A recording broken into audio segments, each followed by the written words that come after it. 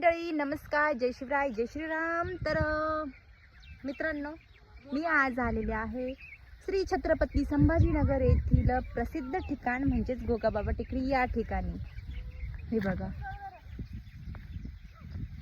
वरती जाते मी आणि तिथे गेल्यावर तुम्हाला मी सगळा नजारा दाखवते मंडळी. चलो.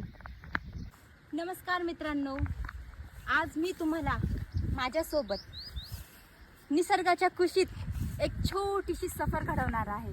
तर तुम्ही रेडी आहात का माझ्यासोबत सफर घडवण्यासाठी? तर चला मंडळी, जाऊया.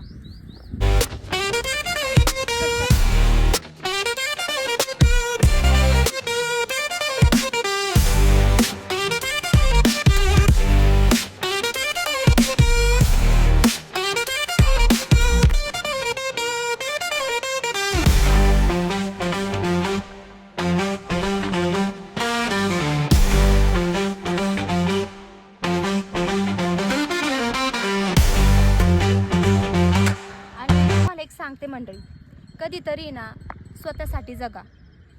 ह्या आपल्या आयुष्याच्या धावपळीपासून दूर येऊन स्वतःसाठी जगायला शिका. स्वतःची काळजी घ्या, स्वतःवर प्रेम करा, आपल्या फॅमिलीची काळजी घ्या. आणि तुम्हाला एक सांगते मंडळी, हा निसर्ग फक्त एक देखावा नाही, तर ती आपली ओळख आहे.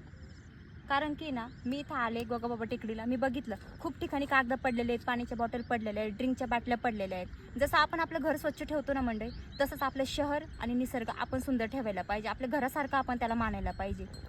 कारण की निसर्ग आहे तर आपली ओळख आहे. आणि मंडळी, तुम्हाला एक सांगते मी, निसर्ग जपा आणि निसर्ग जगा.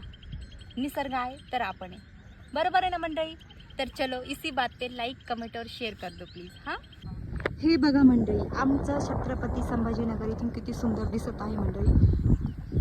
हे आमचं भगवा ध्वज आणि हे बघा हा निसर्ग, म्हणजे निसर्गरम्य वातावरणात. हेलो सिया, आपको कैसा लगा यहाँ पे आके?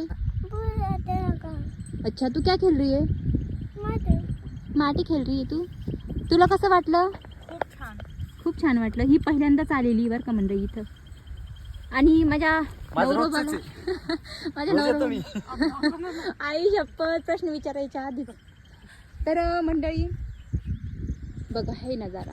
आता खूप जोराचा पाऊस पडणार आहे मंडळी, म्हणून तुमची बायडी आज पावसात आंघोळ करणार आहे. तर मंडळी, मला इथं येऊन तर खरंच खूप छान वाटलं, खूप सुंदर वाटलं. मनाला अगदी शांतता वाटली. मला सगळं टेन्शन मी विसरले.